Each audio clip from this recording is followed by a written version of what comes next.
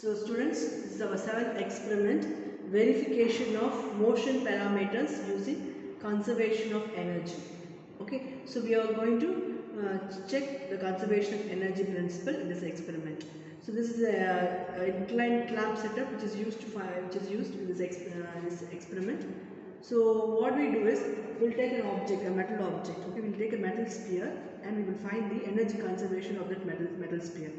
Okay, besides that, we are also going to analyze the motion parameters. So what is motion parameter? Those parameters which represents the movement of an object. Okay, it can either be a distance, speed, velocity, whatever it is. Okay, so those things only represent the motion parameters.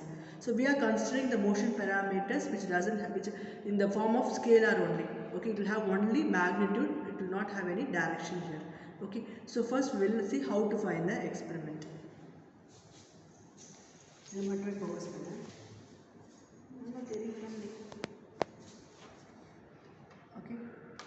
Okay, so this is an inclined ramp setup. So to this inclined ramp setup, first I want to measure the height. Okay, so I need to measure the height from this level. Okay, H1, H2, H3. I have already marked the height here. These are the three heights. This is 25 centimeter, 17 and 15 centimeter. Okay, so in the base level, in the height evlo. Okay, so in the base level, in the height, in the distance, the height, okay, H1. So this is 25 centimeters. In the H2 17 centimeters, H3 15 centimeters. I set heights. Okay, so three different heights, H1, H2, H3. The three different heights, I'm going to suspend my sphere. In the metal sphere, suspend. So the metal sphere initially a certain height maintain the energy this possesses the potential energy. The energy possessed by a body at a certain distance, at a certain position is said to be potential energy. Potential energy okay va. இப்போ நான் என்ன பண்ண போறேன், ஓகேவா, இப்போ இப்போ certain distance இப்படி maintain பண்ணோம்னா இது பொட்டன்ஷியல் எனர்ஜியை, ஓகேவா, it has got some potential energy. இப்போ ஹைட் H1, H2 இங்கே மார்க் பண்ணியிருக்கேன் இல்லையா, ஸோ இங்கே மார்க் பண்ணியிருந்தேன். ஹைட் H1, H2, H3 மூணு ஹைட் மார்க் பண்ணியிருக்கேன். உங்களுக்கு ஹைட் எப்படி எடுக்கிறதுன்னு காமிச்சு, இது 25, 17, இது 15 சென்டிமீட்டர்.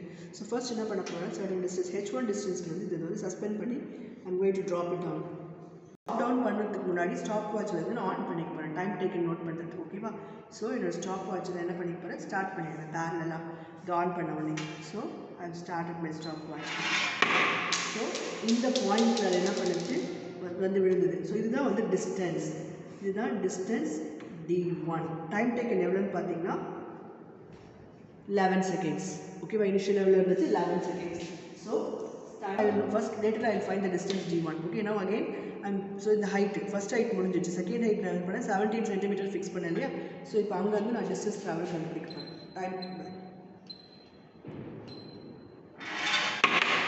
ஸோ இந்த டிஸ்டன்ஸில் விழுது. இது என்னோட D2. டைம் டேக்கன் எவ்வளோன்னு பார்த்தீங்கன்னா 14 seconds.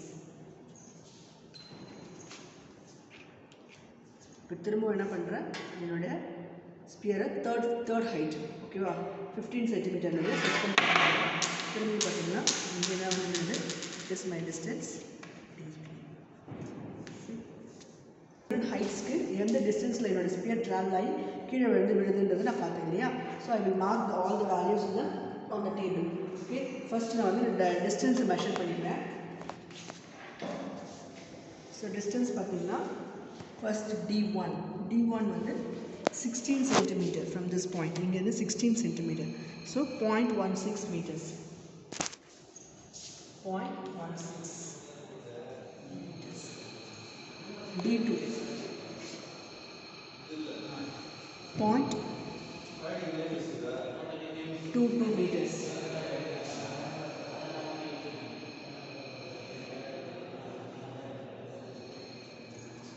D3 பார்த்தீங்கன்னா 15 centimeter, 0.15. 20 centimeters எடுத்துருந்தேன். அப்போது 0.2, நெக்ஸ்ட் 17 centimeter எடுத்துருந்தேன். எல்லாத்தையும் மீட்டர் கன்வெர்ட் பண்ணுறேன். 0.15 டர்ம்ஸ் ஆஃப் மீட்டர் எல்லாத்தையும் மாற்றிக்கிறேன். So first three trials. ஓகேவா, ட்ரையலுக்கு நான் ரிப்பீட் பண்ணல, சேம் தான், அதை திரும்ப அப்படியே ரிப்பீட் பண்ணுறது ட்ரையல். ஸோ இந்த ட்ரையல் நான் ரிப்பீட் பண்ணுறேன், ஒரே ட்ரையலாக இருக்குது. ஓகே, இதுக்கு செகண்ட்ஸ் வந்து 16 seconds. ஓகேவா, so these are the, you can find the velocity. Velocity is nothing but distance by time taken. So we know distance is time taken. If I divide it, 0.16 divided by 9. So I get 0.014 meter per second. Similarly, you can find the velocity for all. Okay, distance by time taken. So here is 0.22 by 15, then 0.15 by 16. So you get the velocity of all the data. Okay, so this is how you have to find the velocity. So here ஒரு metal object ஓட எடுத்துக்கிட்டோம், the metal sphere எடுத்துக்கிட்டோம், அந்த height, distance, velocity இந்த மூணுமே determine பண்ணிருக்கோம். அந்த மூமெண்ட்ல இருக்கும்போது ஓகேவா, ஒவ்வொரு டிஸ்டன்ஸ்லேருந்து சஸ்பெண்ட் பண்ணி கீழே ட்ராப் அவுட் பண்ணும்போது எவ்வளோ டைம் டேக்கன் ஆகுது, ரெஸ்பெக்ட் தட் எவ்வளோ வெலாசிட்டி வந்து அட்டைன் பண்ணுது. ஓகேவா, so we have just analyse very simple motion parameters, velocity, distance and velocity.